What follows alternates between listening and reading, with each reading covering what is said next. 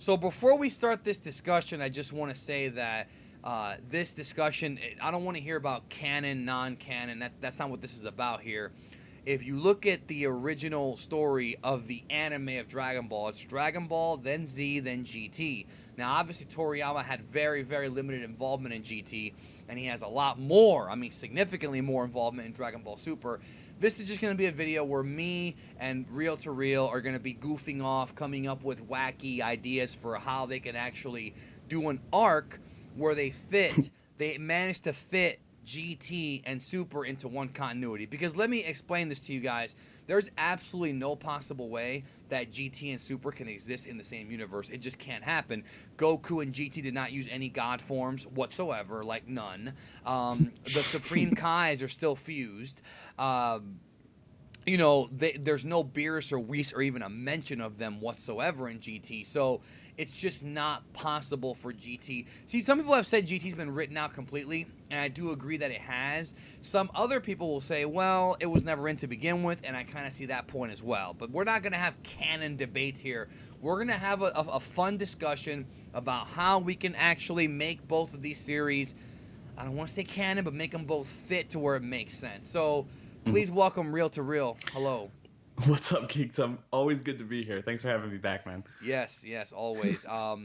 So this theory came about when we were preparing to do that Broly video that we did about female Broly, and we were just being wacky and just coming up with these ridiculous ideas. Because at this point, ladies and gentlemen, Dragon Ball Super is so unpredictable that anything can happen, dude. We got a freaking girl that looks like Broly, dude. Like, give me a fucking... We got a clown god of destruction. Like, give me a break. Are you putting me on, to bring back an 80s phrase? Anything can happen. And I was just thinking to myself, like, okay, GT has been written out, but if they want to, a lot of people, a lot of fans, Mark, a lot of them want to see Super Saiyan 4 in Super. It's not possible for it to make any sense unless we do some really out-of-the-box thinking to make it fit. Mm-hmm. And my idea, and if you have one, we'll talk about it as well, is this. Here's my idea. We fast forward to the end of Z, we skip the end of Z, and basically we find out, this is going to be very out-of-the-box, very wacky, and I know some of you are going to say cringe, and some of you are going to say brilliant, but it actually can work if you read a lot of comics. If you read a lot of X-Men and watch a lot of anime, this isn't that crazy. My idea is that Dragon Ball GT was just a dream that Pan had. The entire series is just a dream. And the reason why I say that's because if you look at GT, the whole story from beginning to end can actually be seen from the perspective of Pan because she's always there. Like, Pan is always there with Goku fighting the evil dragons. And then you wonder, why is she always there? And I'm not trying to do like a Berenstein Bears, Will Smith, Fresh Prince of Bel-Air. Those wacky TV theories about how Homer Simpson died like in season 6 and the whole thing's a dream. That's not what I'm doing here, but it's similar to it, okay? So since Pan is always in GT, she's always the forefront. She's pretty much the main character other than Goku. I mean, it's the Goku and Pan show, and she's there all the way until the end when the last thing we see is Goku going on the dragon, which again has no actual explanation. It's up for interpretation. Then, of course, we fast forward 100 years. We see Goku Jr., Vegeta Jr. fighting in a tournament. That's how GT ends. I think it makes sense if they retcon it, and this is a huge retcon, and say GT's just a dream, and they create a villain for Dragon Ball Super, a wizard or somebody like that, who can open up a portal to the dream world and bring GT into Super.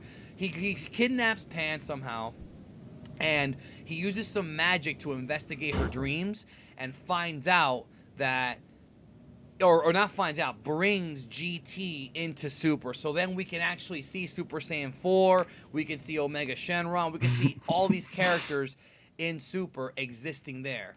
What do you think about that? It's very out of the box. It's very un-Dragon Ball, but actually in some ways it's really not, because it's very anime-ish, I think. No, I absolutely love the idea, as wacky and crazy as it is. You know me, I love wacky, crazy ideas. I try to make them make sense. So let me delve into this a little bit. One reason I really like this idea, and one reason I think it could really work, especially if this is kind of a later down the arc, like way later down the line arc for Dragon Ball Super, because we don't know how long the show's going to go on. It could theoretically go on just as long as Dragon Ball Z if it continues being as successful as it is, and they're going to inevitably have to do some time jumps and make people older. It would be interesting to me because there's a lot of parallels between what's happened in the early parts of Super and what happened throughout the course of GT. Yeah. So like just take this as you will. I don't know the idea of the villain or where that would come from. We could talk about that next. But personally, so Pan was born around the time that Frieza was born, or Frieza came back. And obviously, Yeah, right before. Yep. yeah, so obviously she doesn't have much of a coherent thought process, and also Saiyans don't grow as fast as regular human beings. And one of the things we've been seeing throughout like these slice of life episodes is that they're actually putting multiple years on. So like Pan should be like what, at least 2 at this point. 1.5 or 2. Yeah. Yeah. So it's like, so this is about the time that people start collectively having memories of certain things, and it would be interesting because Pan was there, at least hearing stories about it and seeing the remnants or hearing like these tales of Zamasu, and that's around the time that she would have some kind of memory. Yeah, you're telling me that maybe in the future, like Gohan would tell her like again a fairy tale like your channel, and tell her like, oh, one time we fought well, Gohan didn't fight him, but Grandpa Goku and be like, yeah, one time we fought this guy. I mean that could definitely be the case, but the thing is that it makes more sense for him not to tell her that because they're not in GT. No, I know. Give me a. The thing is like But here's the thing, though. the, Let me just say this, though. The idea of Goku, of Cell and Frieza being in GT makes perfect sense because her father's Gohan. Gohan fought Cell and Frieza. Gohan tells her as a baby about Cell and Frieza. She has dreams about it.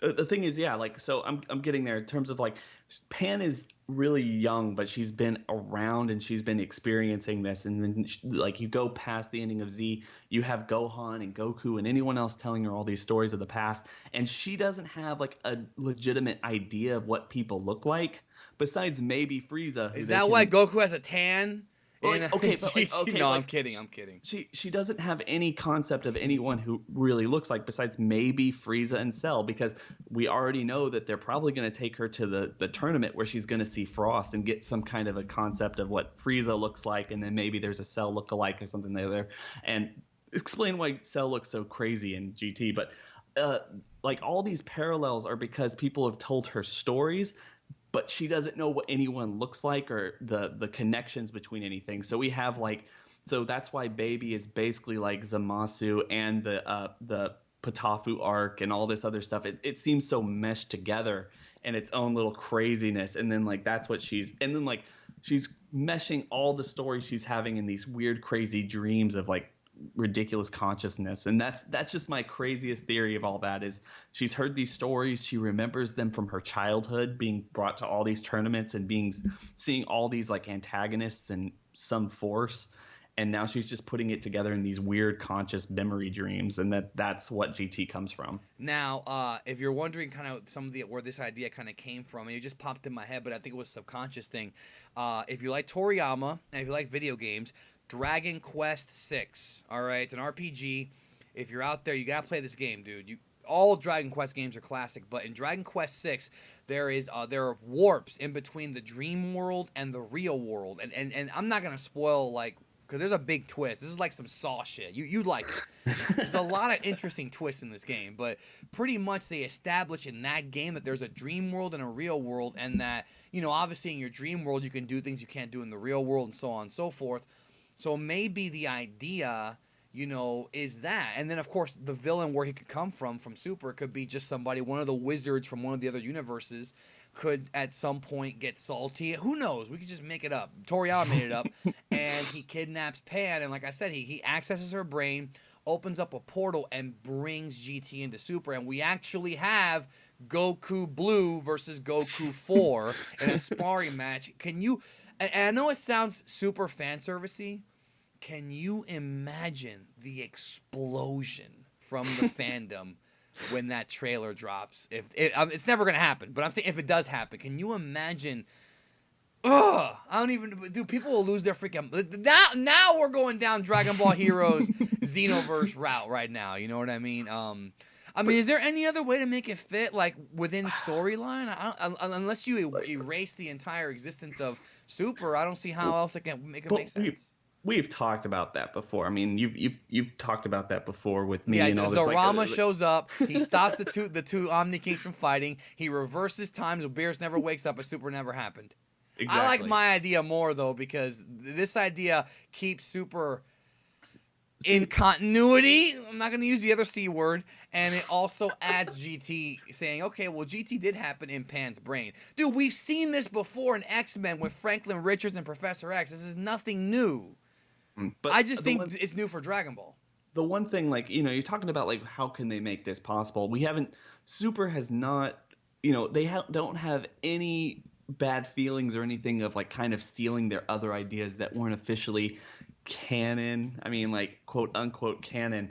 And I was asking you before, and forgive me, I forgot, but, like, we did see someone taking, like, bad memories or something from people's consciousness before in Dragon Ball in the extended universe, with The the extended plan to eradicate the universe. Saiyans. So I mean, they could Yes. introduce something like that to pull out, like, legitimately, like, Super Saiyan 4, Super Saiyan, like, Goku, Vegeta, Baby, Super 17, all these other people. I'm going to send this video to Masako X. I think he's going to like it a lot. I think he'll love this video, like, because this is totally up his alley, because Masako X loves talking about the possibilities of Super. Let me know in the comments, do you think I'm completely out of my mind? Probably so. But do you like the idea? Do you have any other ways of making GT fit? I mean, please don't fight over GT sucks. That's not what this is about. This is more so about how we can make everything kind of fit. And I think the idea of GT being a dream, bro, Hmm. like I like it, bro. I don't know. I just I think it would really, and then of course the ending could also end up being that Goku does fight SS4 Goku, and then of course he has to return to Pan's dream. So he doesn't die or anything. He just returns to the dream world. So it's like a dream world version of Goku. I think it's Oh, brilliant. Okay, I'm not gonna pat myself on the back, but I think it's a brilliant idea, bro. Seriously. that would be great. So, like, that would be great. Just kind of, okay. So, Goku Blue fights Goku SSJ4, and he beats SSJ4, reverts. He's an adult, and he has to go back into Pan's dream, and that's the Goku that Pan's chasing after at the end of GT, and then. Oh man. I'll give you a big kiss right now, bro. You just shut the whole conversation down, bro. That's the end. That's how the arc ends, bro. Mhm. Dun, dun, dun, dun, dun, dun, dun. Especially if they end it with that song and the I'll seriously, I'll lose my mind. That would be amazing. Mhm. All right, you're not allowed to say this idea sucks anymore because this is a good idea now. Anyways, everybody check out R2R Productions. Mark is the CEO. More wacky theories, and I hope you're enjoying these videos, having some chill. Like, not a lot of editing on these, just chill discussions, podcast style about Dragon Ball. I hope you like them. We have a good time here on Geekdom 101, and Mark has a good time over on his channel too. So check that out, and we'll talk to you later.